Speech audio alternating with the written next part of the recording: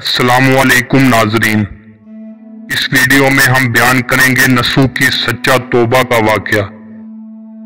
नसू एक औरत नुमा आदमी था। वो बारीक आवाज, बगैर दाढ़ी और नाजुक मजाज मर्द था। वो अपनी इसी शक्लो सूरत से फायदा उठाते हुए जनाना हमाम में औरतों का मसाज करता और कोई भी इसकी हकीकत नहीं जानता। सभी इसको औरत समझते थे। ये तरीका इसके लिए जरिया मुआश भी था और औरतों के जिस्म से लज्जत भी लेता रहा। कई बार इसके ज़मीर के मुलामत करने पर इसने इस काम से तौबा भी की, लेकिन वो हमेशा तौबा तोड़ता रहा। एक दिन बादशाह की बेटी हमाम गई। हमाम और मसाज कराने के बाद उसे पता चला कि उसका हार खो गया है। बादशाह की बेटी ने हुक्म दिया कि सबकी तलाशी ली जाए। जब सबकी तलाशी ली गई लेकिन हार नहीं मिला, नसू रसवाई की डर की वजह से एक जगह छुप गया। जब इसने देखा कि शहजादी की कनीजें इसे ढूंढ रही हैं, तो इसने सच्चे दिल से खुदा को पुकारा और दिल से तौबा की और वादा किया कि आइंदा कभी भी ये काम नहीं करेगा। या अल्लाह मेरी लाज रखना।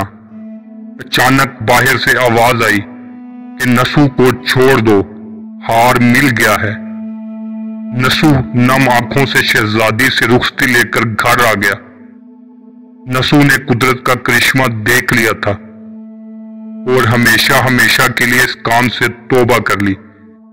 कई दिनों से हमाम ना जाने पर एक दिन शहजादी ने बुलावा भेजा कि हमाम आकर मेरा मसाज करे, लेकिन नसू ने बहाना बनाया कि मेरे हाथ में दर्द है, मैं मसाज नहीं कर सकता।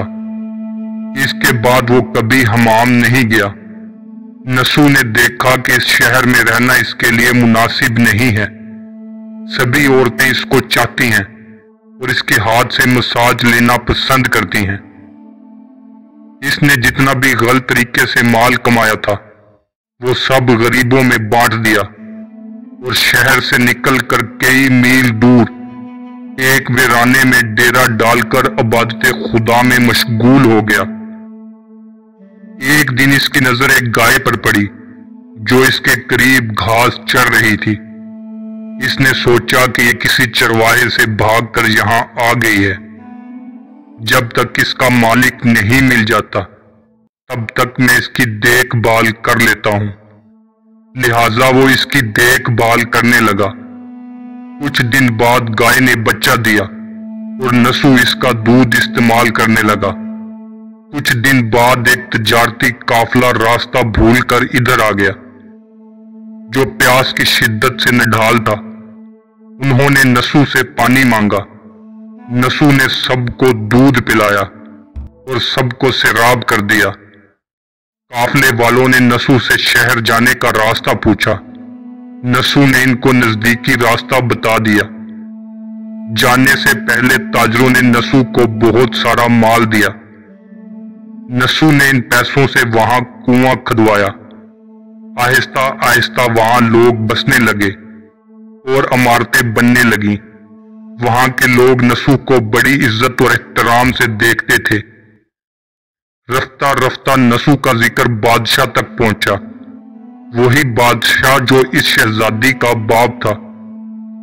बादशाह के दिल में नसू से मिलने का इश्तियाक पैदा हुआ।